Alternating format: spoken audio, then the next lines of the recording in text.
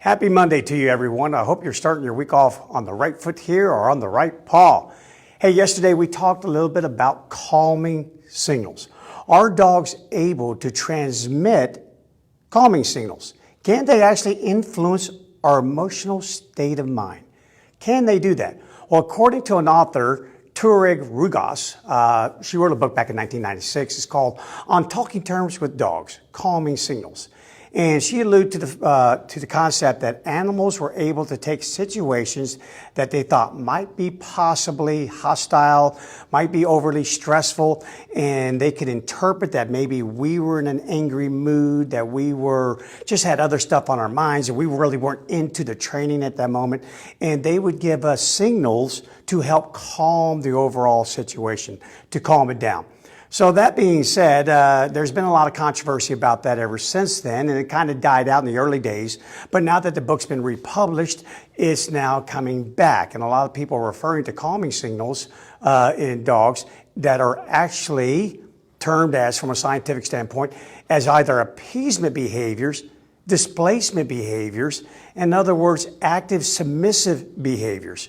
And these are just the things that come when you live under the realm or within the boundaries of a hierarchy and you don't have the spoken word. You don't have that type of language. Again, that's unique to humans. But also to be able to attribute the mental state of other beings, whether it be humans or dogs, you'd have to have theory of mind. And that's something that's been proven as well to be unique to humans and not with dogs. So today what I want to do is just show you an example of what is now being said out there in the dog training world as calming signals. But let me kind of give you a little backstory on this. Right behind me here, I have Joshua. You guys have probably met Joshua in other videos before. He's our training supervisor here at Taming the Wild. And we have Eloise. And Eloise is a really cool little beagle dog. And I love her a lot. And Eloise knows me. She knows me. This isn't our first meeting. And right now, I'm kind of, especially for a manic Monday, I'm in a pretty darn good mood. I really am. A sunny day out there, humidity's down, and that always affects me. The hotter it is, I kind of get a little grouchy, kind of turn into a little porcupine because I'm from Alaska and I like it cold. So I'm in a really good mood. So in other words, Eloise should not feel it necessary to calm Bryan. But I want to kind of show you what happens even with a familiar person, such as myself. And for whatever reason, it happens to be me, because you see Joshua, it's not just guys. Joshua works Eloise. He doesn't have a problem working Eloise.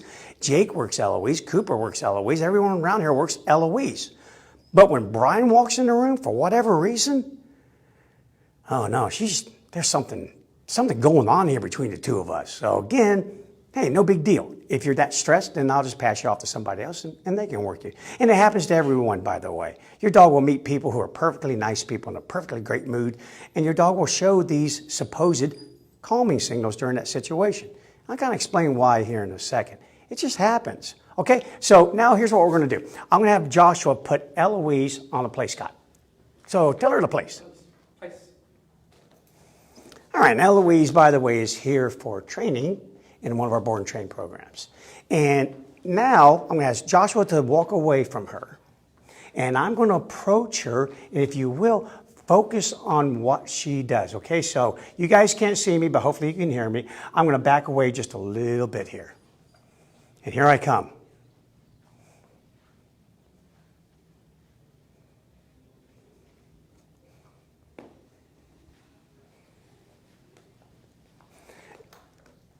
And you know she's watching me.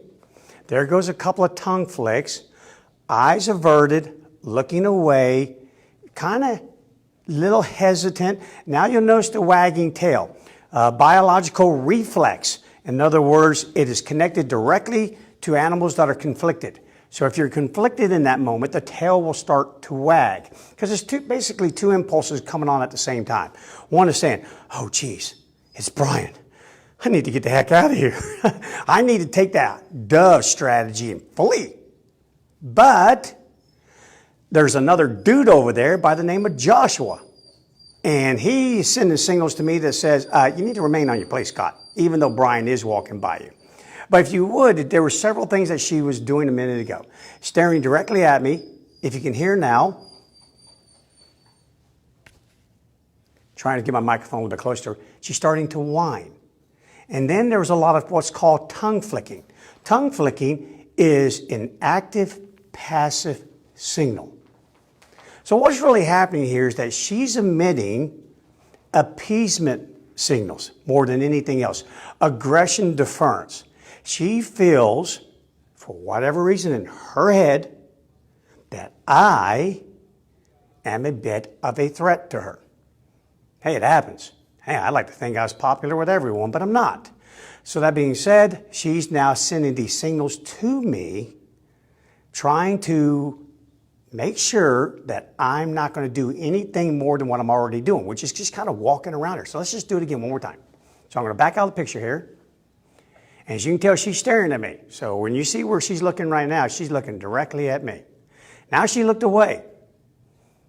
Looks back. Yep, I'm still here. So guys, I haven't moved. Now she looks away. Okay, that's averting her gaze.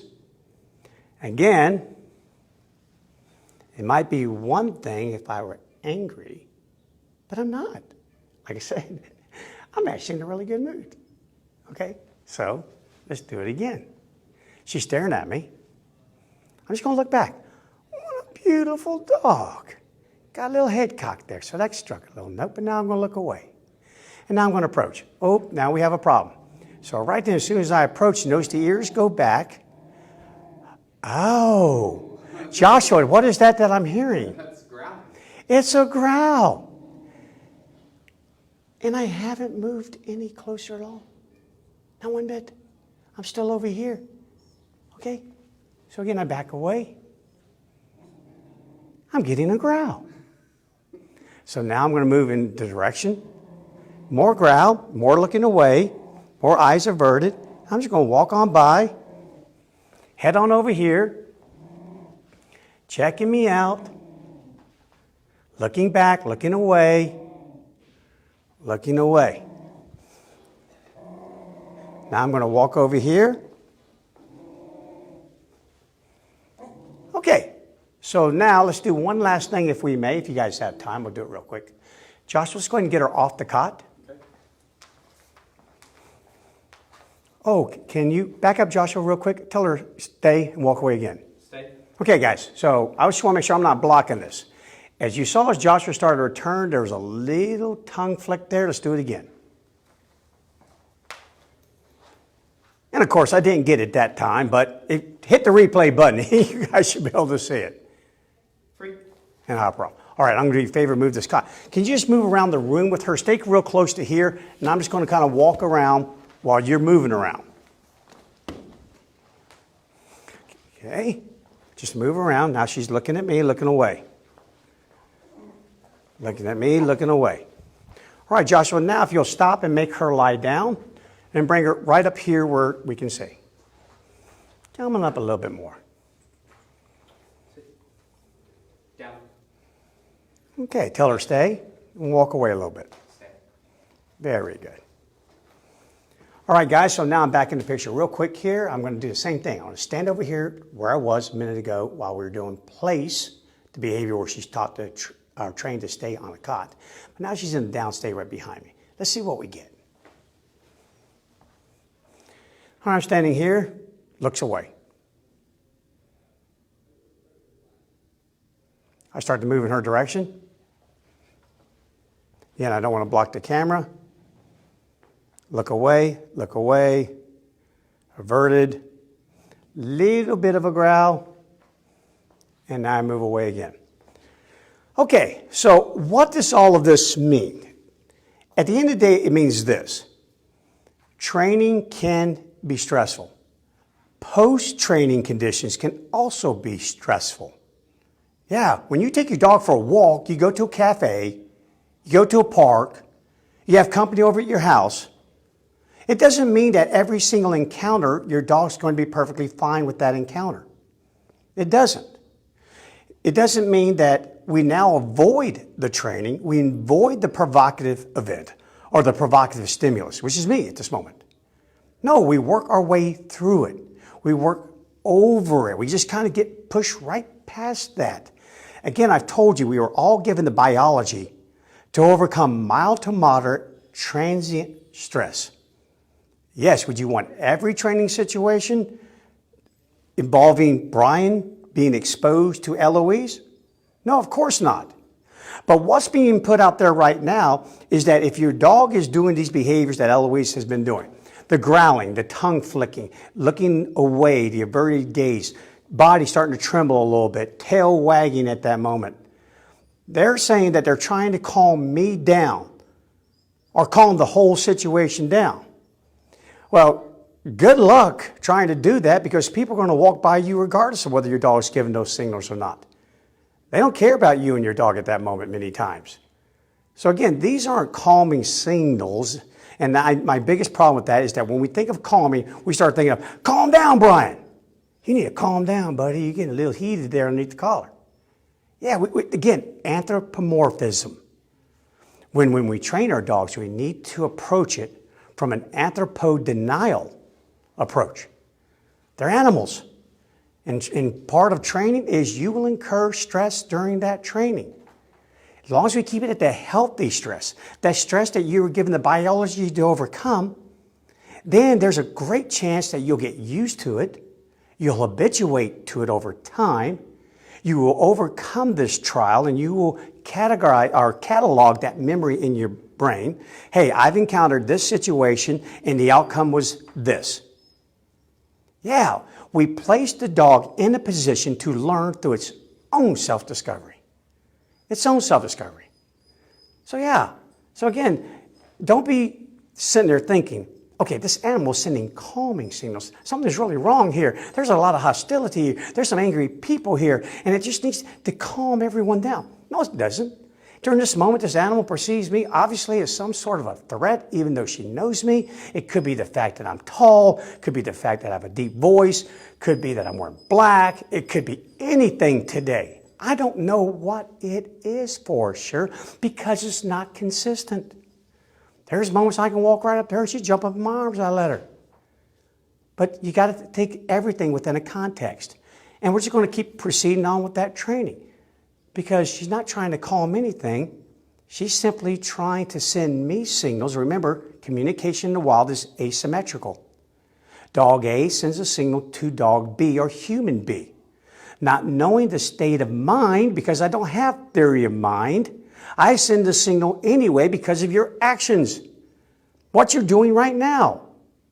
And I, after receiving that signal, as a consequence of it, can either choose to respond to it or not. If I choose not, maybe it's because I don't know what the signal is. I have not interpreted it yet. I don't have a referent. So I have instead what's called conceptual distance. But once I learn, then now I can make a choice. And maybe I think, you can just growl at me all you want to. I'm coming over there anyway, whether you like it or not. Go ahead, make my day, little Eloise. Or I can say, okay, well, nice seeing you. Obviously, you woke up on the wrong side of the bed and not me. I'm out of here. There's a lot of choices we get to make. But again, when we think of it from an animal, she's sending me a signal. She wants me to back off. She doesn't want me in her critical zone right this moment. I get it. I can interpret that. I got a referent. I've learned it many, many years ago. Learned it the hard way with many dogs. Okay, so I'm just going to kind of wrap that up with calming signals for today. Tomorrow, we had a comment on a video. We have a video on our website. If you go to our board and train programs and click in basic training, there's a video that Joshua shot, Joshua, about a year ago, buddy? Yeah. Exactly a year ago. It was August of last year. Yeah, August of last year was a year ago. Jeez, see, I told you, got my A game going today. Man, I'm in a good mood, man. I'm thinking good, thinking clear. So anyway, about a year ago, we shot this video showing dogs that were capable of doing the basic obedience that we train here. And the particular dog in that video is Joshua's very own dog. But again, we got called out because they're basically saying, wow, this dog is sending one calming signal after another. Man, you must use a lot of corrections in your training. You're way overdoing it. Again, those weren't calming signals. In fact, they weren't even what Eloise were doing. So we're going to point out tomorrow. We're going to show that video, and then Josh is going to stand up here with his dog Vesper and talk you through it. Again, it's also that we keep proceeding with that training, keep moving through that training, keep doing it. Even though we know our dog's stressed a little bit, again, you are given the biology to overcome this. I've been through this before. You know this person, you know this behavior. Trust me, social support. I got this thing. Lean on me, dog. All these things I've talked about, all these videos that I've done up preceding this one. Yeah, we push on. We know when to stop and we know when to keep pushing. And I just don't want people not pushing because they're misinterpreting their dog as having the ability to say, calm down. Well, I'm perfectly calm, so you need to heal. I'm perfectly calm, so you need to stay on that place cot. How about that? And even if I am angry, well, welcome to being a human being. Yeah, not every day's a good day, unless you're above ground. But after that, you can definitely have different things affect you during your day. I still need my dog to hold it down and stay. And if it can sit there and go, man, Bryan's had a bad day, he's really angry, then why can't they assume all the other things? Man, he's really happy. He must have gotten a raise or something. His wife must have given him more money. Yeah, but they can't. So, all that being said, that's it for today. So, say goodbye to Eloise and Joshua. Thanks for helping out, guys. Yep. Appreciate it. Hey, Eloise, I'll hang out with you later, sweetheart. Yeah, we will. Okay, guys, that's it. If you've got anything you want us to show on Facebook Live, any recommendations, suggestions, anything that you're having trouble with, send them to me here. You know where to find me, either here on this Facebook, drop it down there in the thread, or send it to Bryan with a Y at tamingthewild.com. And if you found this information helpful and this video helpful today, share it with someone so they can get a little help and pay it all forward. All right, guys, I'll catch you guys tomorrow. Enjoy the rest of your day. Make a great training day.